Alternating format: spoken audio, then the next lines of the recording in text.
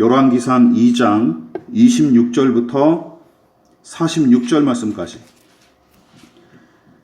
이 부분을 이번 주와 다음 주에 걸쳐서 두 번에 걸쳐서 살펴보도록 하겠습니다. 열왕기상 2장 26절부터 46절 저와 여러분이 한 구절씩 번갈아 가면서 교독하고 마지막 절은 합독하도록 하겠습니다. 제가 먼저 봉독합니다.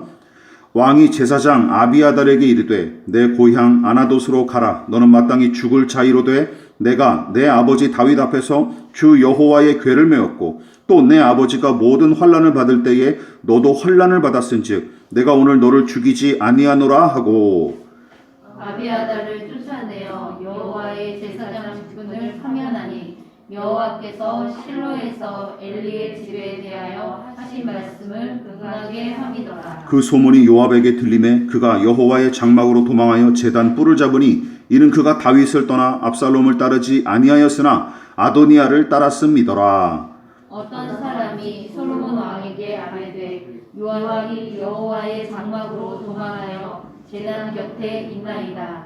솔로몬이 여호야다의 아들 브나야를 보내며 이르되 너는 가서 그를 치라. 브나야가 여호와의 장막에 이르러 그에게 이르되 왕께서 나오라 하시느니라. 그가 대답하되 아니라 내가 여기서 죽겠노라. 브나야가 돌아가서 왕께 아뢰어 이르되 요압이 이리이리 내게 대답하더이다. 왕이 이르되 그의 말과 같이 하여 그를 죽여 묻으라. 요압이 까닭없이 흘린 피를 나와 내 아버지의 집에서 내가 제하리라. 여호와께서 요압의 피를 그의 머리로 돌려보내실 것은 그가 자기보다 의롭고 선한 두 사람을 쳤음이니 곧 이스라엘의 군사령관 넬의 아들 아브넬과 유다 군사령관 예델의 아들 아마사를 칼로 죽였음이라.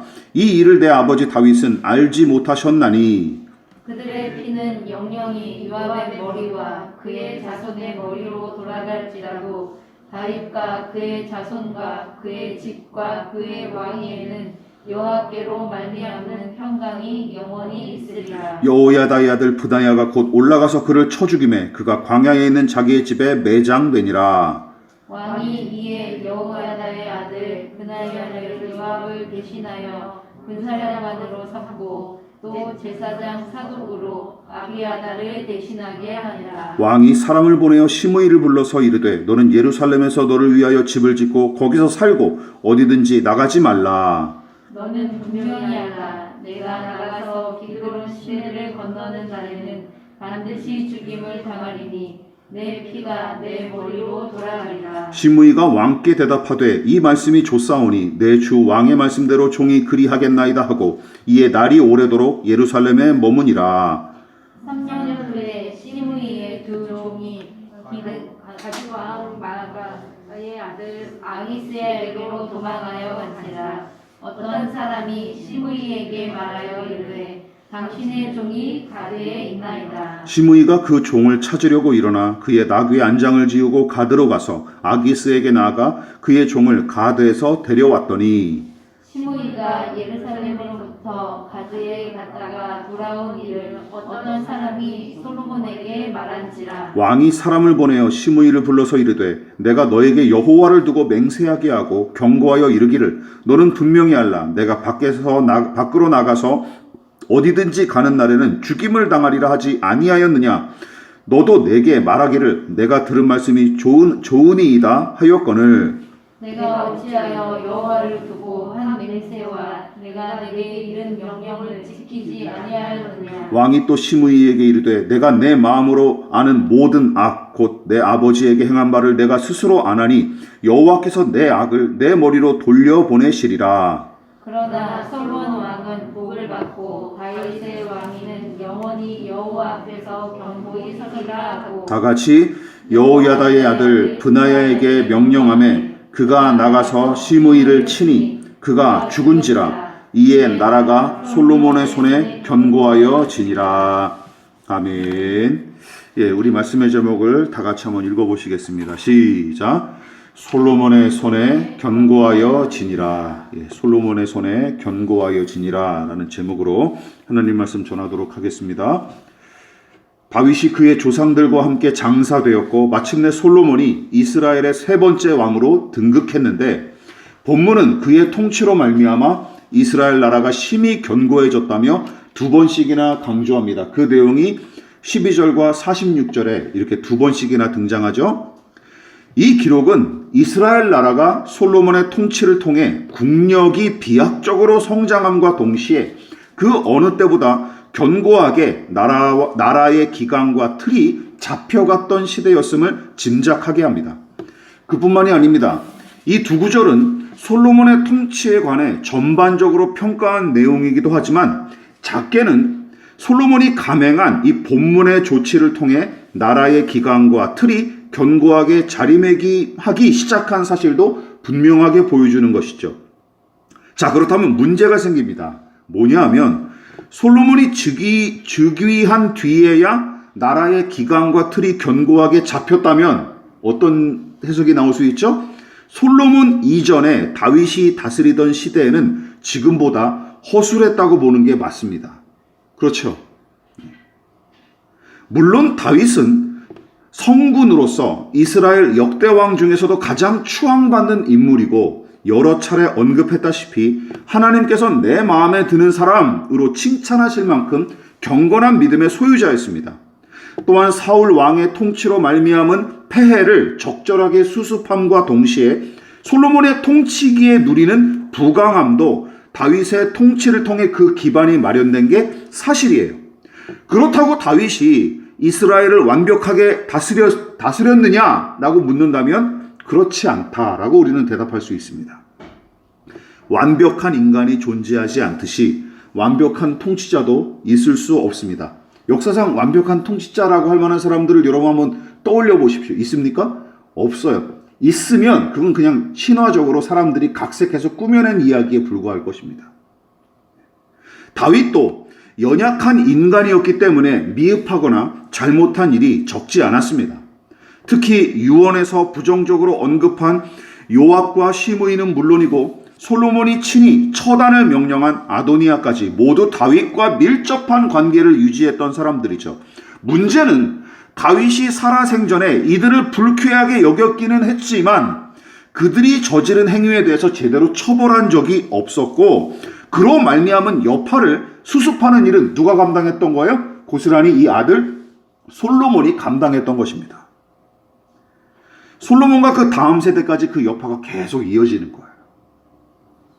다행히 솔로몬은 아버지 시대의 과오를 수습하고 바로잡음으로써 이스라엘 왕국의 물리적 성장이 비약적으로 이루어지는 계기를 마련할 뿐만 아니라 이스라엘 역사상 가장 위대한 영적 부흥의 불꽃도 바로 이 시기를 통해 비로소 타오르기 시작합니다. 열왕기서는 바로 이 부분에 초점을 맞추고 이야기를 전개하는 거예요. 즉 솔로몬의 즉위 이후에 찾아온 이 영적인 부흥과 민족적 중흥의 역사를 먼저 다루지 않고 아도니아와 그 추종자들을 진압하는 과정과 함께 다윗의 유언이 솔로몬을 통해 이행되고 해결되는 과정을 굳이 먼저 언급했어요. 그 이유가 무엇입니까? 이스라엘의 부흥과 중흥이 1장과 2장에 기록된 적폐 세력을 비롯한 개혁을 통해 성취된 사실을 강조하기 위해서예요. 3장부터 이어지는 이스라엘 역사의 중흥이 거저된 게 아니라 1장과 2장의 과정이 있었기 때문에 가능하다라는 사실을 성경이 지금 보여주고 있는 것입니다. 그래서 굳이 이런 넣지 않아도 될 좀 씁쓸한 이야기들을 1장과 2장에서 넣고 있는 것이죠. 그렇다면 솔로몬은 어떤 방식으로 개혁과 갱신을 단행했을까요? 특별히 종교개혁주의가 이렇게 맞물려서 이 설교를 하는 게 저는 참 이렇게 마음이 좋더라고요. 이렇게 이런 경우들이 종종 있지 않습니까? 본문을 통해 크게 두 가지로 나눌 수 있는데 이번 주와 다음 주에 걸쳐서 한 가지씩 살펴보도록 하겠습니다. 자, 솔로몬은 어떻게 개혁과 갱신을 단행했습니까? 첫 번째 이것입니다. 개혁의 기준입니다. 무엇입니까? 시작. 율법의 명령과 그 정신이 개혁의 기준이었어요. 개혁의 뜻이 무엇입니까? 한자로는 고칠 개자와 가죽 혁자를 쓰고 말 그대로 가죽을 고치다라는 뜻이 바로 이 한자어의 원래 뜻입니다. 자, 이게 무슨 뜻일까요? 제가 사전을 찾아보니까 고대에는 한 사람의 계급과 신분을 그가 입은 옷으로 나타냈는데 다른 계급과 다른 신분이 될 때, 신분이 바뀔 때 그의 의복도 바뀐다라는 뜻으로 썼던 말입니다. 가죽옷을 입었다가 이게 뭔가 더 좋은 가죽옷을 입으면 그의 신분과 위치가 변화된 것을 상징하기 때문에 이제 개혁이라는 말을 썼다라는 것이죠. 그러니까 그때는 신분이 바뀌거나 어떤 지위가 바뀔 때 개혁이라는 말을 썼다라는 거예요. 그 말로 한정됐던 뜻인데 이제는 요즘 들어서는 어떤 말로 쓰는 거예요? 제도나 기구 따위를 새롭게 뜯어고침이란 뜻으로 폭넓게 사용되기 시작한 겁니다. 이게 나중에 이제 그렇게 사용됐다라는 것이죠. 따라서 개혁은 기존의 체제와 관습에 대한 거부감과 함께 새로운 세상에 대한 기대와 소망이 공존하는 말입니다. 물론 개혁을 내세운다고 다 선한 것은 아니죠. 그렇지 않습니까? 불의한 자들도 세상을 자신들의 놀이터로 구축하기 위해 얼마든지 개혁이랍시고 떠벌리기 때문이죠. 그런 사람들 우리 많이 보지 않습니까? 정치인들이든 종교인들이든 개혁을 외친다고 다 선한 사람들이 아니지 않습니까? 개혁, 갱신, 변혁, 혁명 이런 말에 그래서 우리는 속지 말아야 합니다. 중요한 것은 무엇을 위한 개혁이고 그 개혁의 의도가 무엇인지 또한 어떤 방법으로 개혁하고 그 과정은 어떠한지 살펴보는 것이 중요한 것이죠. 그 중에서도 절대 빼놓을 수 없는 개혁의 핵심적인 요소가 무엇이냐? 바로 개혁의 기준이 무엇이냐라는 것이죠. 무엇을 위해서 개혁하느냐? 무슨 기준을 가지고 개혁을 단행하느냐라는 것입니다. 어쩌면 무엇을 기준으로 개혁하느냐에 따라서 개혁의 의도와 목표가 드러나고 그 방법과 방식도 이것에 의해서 결정되기 마련입니다. 사사로운 욕심에 끌려 엉뚱한 기준을 세우고 개혁을 밀어붙인다면 당장은 이득을 볼 수 있을지언정 그 효력은 절대로 오래갈 수 없고 나중에는 개혁을 주도했던 자들이 개혁의 대상으로 뒤바뀌는 경우가 허다합니다. 이게 역사가 가르쳐주는 교훈 아닙니까? 개혁을 주장했던 자들이 오히려 적폐 세력으로 변질되어져서 개혁의 대상이 되고 마는 것이죠. 여러분 보십시오. 솔로몬이 나라의 생리를 뜯어고치겠다며 엉뚱한 기준을 앞세워서 개혁한답시고 밀어붙였다면 도리어 대다수의 백성의 반감만 샀을 것이고 하나님께서 3장처럼 그가 구하는 대로 응답해 주실 리가 없습니다. 2장의 이 척결의 과정들을 하나님께서 기뻐하셨기 때문에 3장의 영광이 드디어 나타나게 되는 것이죠. 여러분 무엇보다 2장 본문이 솔로몬의 개혁을 긍정적으로 바라볼 뿐만 아니라 율법과 그 정신에 따라 진행된 사실을 내내 강조하고 있어요. 자, 우선 다윗 왕의 통치기에 사독 제사장과 함께 제사장직을 감당했던 아비아달이 결국은 아도니아 편에 서서 반란을 도모했기에 파면당하고 마는데 본문은 이 일이 여호와 하나님의 말씀대로 이루어진 일로 평가하고 있습니다. 2장 27절 같이 읽어볼게요. 시작. 아비아달을 쫓아내어 여호와의 제사장 직분을 파면하니 여호와께서 실로에서 엘리의 제비에 대하여 하신 말씀을 응하게 함이더라. 자, 이게 무슨 의미일까요? 아비아달을 파면하고 쫓아낸 장본인은 솔로몬 왕이지만 정작 이 사건은 엘리 집안에 대한 예언이 성취된 일임을 지금 말씀하고 계십니다. 자, 그렇다면 엘리의 집에 대한 예언이 무엇일까요? 사무엘이 아직 어려서 엘리 제사장 곁에서 수발 들던 때가 있었는데 엘리의 두 아들 아시죠? 홈리와 비느하스 이 아들이 성막 입구에서 제사를 돕는 여자들과 동침하는 것은 물론이고 제물로 가져온 고기를 제멋대로 갈취하는 일들을 막 자행합니다. 이런 나쁜 놈들이 불량배 같은 놈들이 제사장 역할을 감당했던 거예요. 그때 엘리 제사장은 두 아들을 꾸짖는 정도로 그친 채 그냥 방치하고 만 것이죠. 그때 어떤 일이 벌어집니까? 하나님은 엘리 제사장과 두 아들의 작태에 심히 분노하셨고 익명으로 등장한 하나님의 사람을 통해 다음과 같이 경고하십니다. 같이 읽어볼게요. 시작. 내가 전에 내 집과 내 조상의 집이 내 앞에 영원히 행하리라 하였으나 이제 나 여호와가 말하노니 결단코 그렇게 하지 아니하리라. 나를 존중히 여기는 자를 내가 존중히 여기고 나를 멸시하는 자를 내가 경멸하리라. 이게 하나님의 예언입니다. 하나님은 엘리를 이스라엘의 제사장으로 세우셨고 그 직분을 영원히 감당하도록 약속하셨으나 보란듯이 은혜를 무시하고 악용하는 이 엘리 가문의 저급한 작태를 가만두고 보실 수 없었습니다. 그래서 엘리와 그의 가문을 징계하기로 작정하셨고 그 내용이 바로 사무엘상 2장과 3장에 2번씩이나 반복해서 등장해요. 여러분 그 징계의 내용 중 하나가 무엇입니까? 바로 너희 가문을 제사장직에서 박탈시켜버리겠다. 예, 바로 이 내용이 바로 징계 중에 하나예요. 여러분 그러면 의문이 들죠. 아니 그러면 엘리 제사장 가문에 관한 이 예언이 본문의 아비아달과 무슨 상관이 있는가? 라고 여러분들이 궁금해하실까봐 제가 이렇게 도표까지 퍼왔습니다. 여러분 원래 이스라엘의 제사장직은 언제부터 세워졌을까요? 예, 모세 시대부터 세워진 직분입니다. 그때 모세의 형인 아론과 그의 네 아들이 제사장직을 감당했으나 나답과 아비후 이 첫째와 둘째는 하나님의 말씀을 어기고 다른 불로 제사하다가 봉변을 당하죠. 그런 까닭에 남은 아들인 엘르아살과 이다말 이 제사장직을 도맡아 감당했는데 바로 이다말 계열에 속한 제사장이 바로 엘리와 사무엘 선지자 시대의 엘리와 그 아들들이고 그 후손 중에 하나가 누구예요? 바로 본문의 아비아달입니다. 아비아달. 여기는 이름이 다르게 아히멜렉으로 나와 있죠. 예, 아비아달, 아히멜렉 똑같은 사람이에요. 이름이 다르지만 같은 사람입니다. 어떤 데는 아히멜렉으로 나오고 우리 열왕기상 같은 경우는 아비아달로 나오는 것이죠. 그래서 잘못된 자료가 아닙니다. 자, 어쨌든 그리고 솔로몬 곁에서 계속 제사장직을 감당했던 이 사독이 바로 어느 계열이냐? 바로 엘르아살 계열에 속한 제사장인 거예요. 따라서 아비아달의 파면은 무엇을 의미합니까? 이다말 계열에 속한 제사장들의 종말을 고하는 사건이에요. 이 일로 말미암아 이다말 계열의 제사장직이 이제 없어져 버리는 거예요.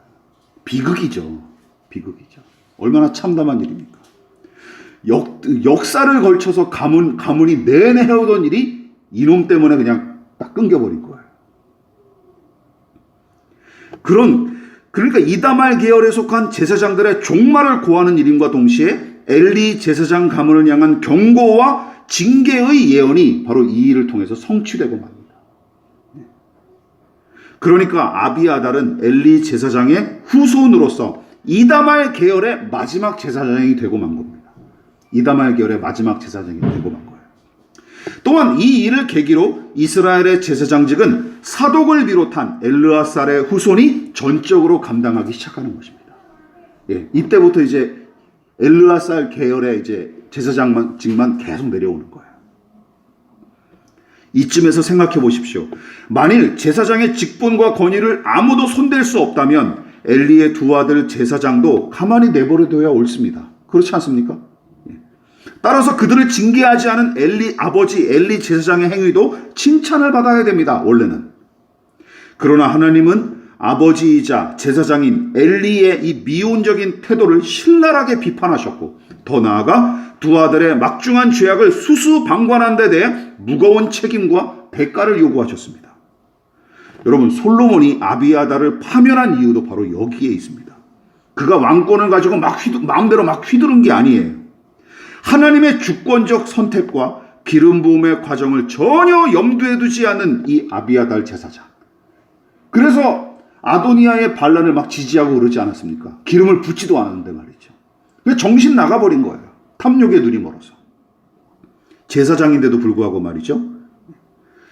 여러분 보십시오. 그것은 마치 교통법규를 무시하는 운전자, 헌법과 법률을 모르는 판사처럼 말이 안 되는 일입니다.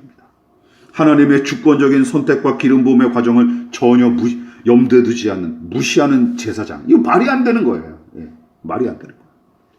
그래서 제 아무리 기름 부음을 받은 왕과 선지자와 제사장일지라도 하나님은 그 직무를 올바로 감당하지 않는 자들을 반드시 징계하시고 심판하셨습니다. 아버지 다윗은 차마 손대지 못했지만 솔로몬은 이 아비아달을 징계함으로써 제사장직의 개혁을 단행합니다. 그뿐만이 아니죠. 솔로몬은 군대의 총사령관인 요압도 가만 내버려두지 않았습니다. 요압은 아도니아가 처형당했다는 소식을 듣자마자 하나님께 제사 드리는 성막으로 도망쳤고 1장의 아도니아처럼 성막 안에 놓인 제단의 뿔을 잡는 행동을 보였는데 솔로몬이 제단불을 잡은 아도니아에게 자비를 베푼 전력이 있기 때문에 요압도 똑같이 흉내를 내면서 목숨을 부지했던 게 틀림없습니다. 게다가 성막의 제단은 제사할 제물을 올려놓는 자리이기도 했지만 또 다른 기능이 있어요. 그것이 무엇이냐면 흉악한 범죄를 저질렀다고 간주되는 자가 제단 앞에 나아가면 그 누구도 함부로 손대지 못하도록 조치한 것입니다. 이게 율법의 명령이에요. 그래서 아도니아도 성막의 제단불을 잡고 늘어졌던 것이고 요압도 그 율법의 명령과 아도니아의 사례를 떠올리면서 똑같이 성막 안으로 달아나 버렸던 것입니다. 여기서 그냥 죽겠습니다. 나 여기서 못 나가겠습니다라고 버틴 이유가 바로 그것 때문입니다. 그러나 그의 계산은 어김없이 빗나가 버리고 결국은 그 자리에서 처형을 당하죠. 그렇다면 솔로몬도 율법의 명령을 어긴 것 아닐까요? 그래서 하나만 알면 안 됩니다.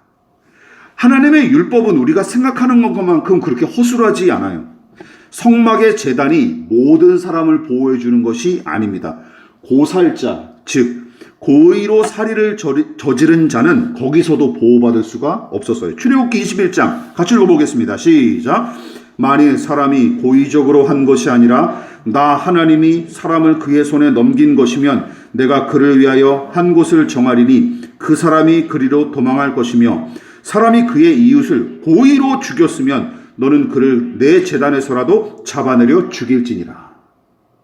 그러니까 아도니아랑 요압은 하나만 알고 둘은 몰랐던 거죠. 예외 조항이 있었던 걸 더 깊이 몰랐던 거죠. 원래 하나님을 무시하고 하나님의 말씀에 관심도 없던 사람들이 뭐 둘까지 알 수 있겠습니까? 구약 시대에도 살인죄는 어떤 죄보다 신중하게 판정하고 그에 상응하는 대가는 매우 엄격했습니다. 그나마 성막의 제단은 우발적인 사고로 살인한 자들한테만 피신처 역할을 했을 뿐 요압처럼 고의적으로 살인을 일삼는 자들은 그 혜택을 받을 수 없었어요. 따라서 솔로몬이 사사로운 마음으로 요압을 처형했다기보다는 오히려 율법의 명령과 그 기준에 따라 정당한 방식으로 요압을 처형했다고 보는 것이 타당합니다. 여러분, 시므이를 처형한 일도 마찬가지입니다. 사울 왕의 친척이자 유력자였던 시므이는 다윗 때부터 이미 불쾌한 심정을 노골적으로 내비치던 작자였으나 다윗과 솔로몬의 위세가 등등했던 시절에는 잠자코 지내며 눈치만 살폈던 기회주의자입니다. 물론 어느 정도 권세를 지녔던 까닭에 다윗 왕조차 함부로 대하기가 어려운 유력자였죠. 하지만 솔로몬은 달랐습니다. 그는 아버지의 유언을 따라 그를 경계했고 왕위에 오른 뒤에는 그에게 오로지 예루살렘 성내에서만 운신하도록 명령하죠. 시므이는 과거에 저지른 일로 말미암아 탈이 날까봐 두려웠으므로 솔로몬 왕의 명령을 기꺼이 받아들였고 내가 당신께 철저히 충성하겠습니다 라고 맹세까지 합니다. 근데 무슨 일이 벌어지죠? 3년이 지날 무렵 시므이가 부리던 노예 둘이 가드 땅의 왕 가드 왕 아기스에게 도망하는 일이 벌어졌고 그가 직접 가드 땅으로 찾아가서 아기스 왕을 만나 두 노예를 데려오는 일이 벌어집니다. 여러분, 가뜩이나 이미 솔로몬의 눈밖에 나 있던 시므이 아닙니까? 그런데도 왕의 명령은 물론이고 제 목숨까지 바치겠다면서 맹세한 내용을 정면으로 어겼으니 그 결과가 어떠했을까요? 솔로몬도 그 사실을 시므이에게 상기시키고 군사령관 분하엘을 통해 처형을 명령합니다. 그 내용이 43절과 44절에 잘 드러나죠. 눈으로 보십시오.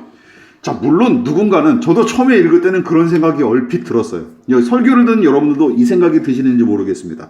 3년 동안 잘 지키다가 딱 한 번 어겼을 뿐인데 너무 가혹하게 적용해서 처벌한 것 아니냐라고 생각할 수 있죠.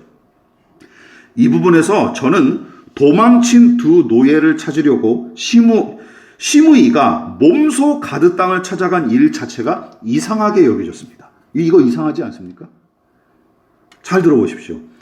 당연합니다. 제 자식을 비롯한 일가 친족이라면 이해할 수 있겠지만 노예는 얼마든지 충당 가능한 가축과 같은 존재 아닙니까? 게다가 시므이가 노예를 제 식구처럼 여길 만큼 인격적인 인물도 아니지 않습니까? 그러므로 노예를 찾아오리라는 이유는 표면적인 핑계인 것 같고 아마도 솔로몬 왕과 그의 통치를 흠집내기 위해서 가드 왕 아기스와 작당 모의를 한 게 아닐까 저는 추측을 해봅니다. 무슨 뜻인지 이해하시겠죠? 정황상 그게 가능성이 가장 클 것 같아요. 왜냐하면 이 가드 땅의 족속도 이미 오래전부터 이스라엘과 사이가 나빴고, 특히 가드 왕과 그 족속은 다윗 왕과 싸울 때마다 패했고, 그로 인한 손해도 매번 막심했기 때문이죠. 당연히 다윗의 아들인 솔로몬을 좋게 볼 리가 없죠. 이 사람도. 여러분, 그래서 게다가 교활하기 짝이 없는 시므이라면 노예나 데려오려고 굳이 가드 땅을 찾아가진 않았을 것 같습니다. 게다가 왕의 명령도 있고 하나님 앞에 한 맹세도 있는데 그것을 어기면서까지 노예 둘을 찾으러 간다고요? 이 사람이 그렇게 인정이 많고 인격적인 사람일까요? 그럴 리가 없습니다. 그럼 거기 굳이 왜 갔을까요? 그거밖에는 없는 것 같아요. 적의 적은 나의 친구란 말처럼 다윗 가문을 향한 적개심이 이 작당 모의의 원동력이었을 거로 저는 추측을 합니다. 물론 이 추측이 틀렸어도 시므이는 응당 대가를 치러야 마땅합니다. 여러분, 옛날에 귀양살이하던 양반들이 국법과 왕명을 어기고 제멋대로 거처를 옮겼다가는 죽음을 면치 못하지 않습니까? 지금 그 상황이랑 똑같은 거예요. 게다가 하나님의 이름을 걸고 맹세한 것조차 보란듯이 내팽개친 작태도 그가 하나님을 전혀 염두에 두지 않는 작자임을 여실히 방증하죠.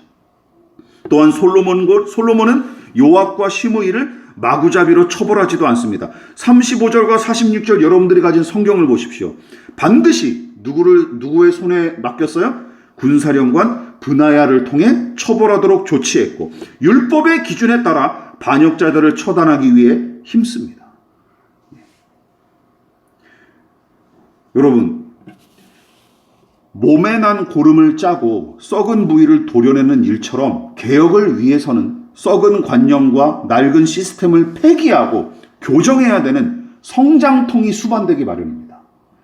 이런 성장통이 없는, 통증이 없는, 아픔이 없는 개혁이란 있을 수가 없습니다. 역사상 그런 일은 단 한 번도 없었어요. 개혁이든 혁명이든. 열왕기상 1장과 2장이 바로 그 과정을 보여주고 있는 것입니다. 그러나 지난날의 잘못을 폐기하는 정도로 그치면 안 되죠. 허물어진 곳을 다시금 새롭고 선한 것으로 채우고 세우는 수고가 동반되어야 하는데 모양새만 다르고 본질은 다를 게 없는 것으로 다시 세워봤자 아무런 유익이 없습니다. 소용이 없어요. 압살롬과 아도니아의 사례가 아주 좋은 사례 아닙니까? 여러분 보십시오. 그들도 새로운 시대를 꿈꾸며 개혁을 외쳤을 거예요. 아도니아도 압살롬도. 야, 이제 다윗 왕을 몰아내고 우리가 새로운 시대를 맞이하자. 두 아들이 다 그런 식으로 개혁을 외치고 혁명을 외쳤을 거예요. 그러나 그들이 꿈꾼 시대는 무엇이었을까? 이게 분명하죠. 자기의 유익을 최고조로 누리고 가장 높은 자리에 올라 저 스스로 하나님 노릇하는 것이죠. 이게 그들이 꿈꾸는 세상이고 그들이 외쳤던 개혁의 핵심입니다. 그리고 그 기준에 따라 선택하고 움직였던 까닭에 무슨 짓이든 서슴지 않았던 것입니다. 기준이 엉뚱하니까 무슨 짓이든 서슴지 않는 거예요. 일관된 원칙, 도덕과 상식, 나라와 민족의 유익, 이웃의 유익, 그리고 하나님의 율법과 그 정신 등은 이 사람 안중에도 없었습니다. 여기가 아도니아와 압살롬 두 사람과 솔로몬이 구별되는 지점입니다. 열왕기상 2장을 여러분 다시 한번 눈으로 전체적으로 한번 살펴보십시오. 여기 기록된 솔로몬의 개혁 과정은 어디로부터 시작됩니까? 다윗의 유언으로 시작되고 솔로몬을 향한 그의 마지막 당부는 다음과 같습니다. 우리가 지지난 시간에 한번 살펴봤죠. 열왕기상 2장 3절 시작. 내 하나님 여호와의 명령을 지켜 그 길로 행하여 그 법률과 계명과 율례와 증거를 모세의 율법에 기록된 대로 지키라. 그리하면 내가 무엇을 하든지 어디로 가든지 형통할지라. 여러분, 이 유언이 2장의 대전제처럼 제시되고 솔로몬은 이 당부에 따라 하나하나 개혁을 단행하는 과정을 걷고 있는 것이죠. 아버지 다윗조차 감히 손대지 못했던 이 적폐 세력을 아버지의 유언대로 여호와의 명령에 따라 대장부답게 척결해 나갑니다. 기억하십시오. 이후에 이루어지는 솔로몬의 일천번제와 하나님의 응답, 왕과 이스라엘 백성의 영적인 부흥, 성전 건축과 하나님의 영광스러운 임재, 그리고 이스라엘의 중흥은 거저된 일이 아닙니다. 솔로몬은 하나님의 율법과 그 정신에 걸맞지 않게 직무를 감당했던 제사장 아비아다를 파면시켰고, 제멋대로 군사령관의 권위를 남용했던 요압을 단호하게 처벌합니다. 왕의 명령을 무시하고 하나님 앞에서 한 맹세조차 우습게 여겼던 시므이도 마찬가지죠. 솔로몬은 하나님의 율법을 가장 중요하게 여겼기에 그것을 개혁의 기준으로 삼았고, 더 나아가 이스라엘이 하나님의 나라답게 변모하기를 바랐던 탓에 율법이 제시한 방식과 방법에 따라서 개혁을 단행합니다. 그러니까 뒤탈이 없었던 거예요. 뒤탈이 없었던 거예요.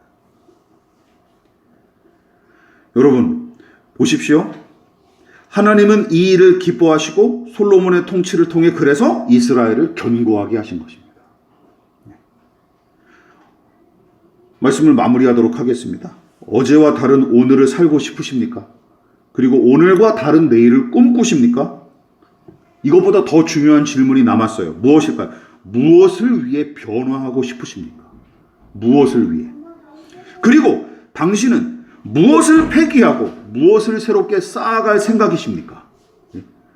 당신이 버릴 것과 새롭게 취할 것은 무엇입니까? 그 기준이 무엇이냐라는 것이죠.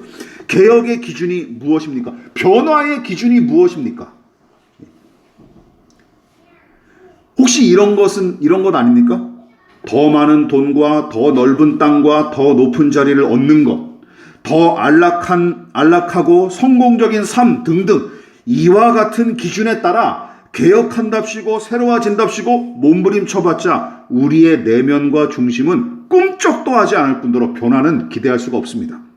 게다가 결국은 그런 목표와 기준을 가지고 내가 새로워지겠다, 내가 오늘과 다른 내일을 꿈꾼다 라고 해봤자 결국은 우리도 작은 압살롬과 작은 아도니아처럼 자신의 욕심에 이끌려 평생 살아갈 수밖에 없어요. 이건 개혁이 아니죠. 그렇지 않습니까? 기준이 그래서 중요한 거예요. 기준. 여러분은 그리스도인이십니까? 이 사실을 어떻게 증명할 것입니까? 바로 이것으로 증명해요. 내가 지금 어떤 기준을 가지고 살아가고 있는가? 이것으로 증명해내는 수밖에 없습니다. 여러분, 저와 여러분이 어떤 기준으로 선택하고 살아가는지 하나님과 사람들 앞에, 세상 앞에 보여주실 수 있기를 진심으로 축원을 드리겠습니다. 기도하겠습니다. 지금은 우리를 위하여 십자가에 몸버려 피 흘려 돌아가신 예수 그리스도의 한량없으신 은혜와 하나님 아버지의 지극하신 사랑하심과 성령 하나님의 영원한 사귐이 하나님의 말씀과 그 정신에 따라 나 자신과 그리고 우리 가정과 교회와 세상을 변혁시키고자 그런 갈망과 소망을 가지고 겸손히 머리 숙인 사랑하는 성도들의 머리 위에 저들의 가정과 직장과 사업장과 학업과 장래 가운데 이 나라의 민족과 한국교회와 저 북녘의 동포들과 세계와 열방 가운데 지금부터 영원히 함께 하시기를 간절히 축원하옵나이다. 아멘.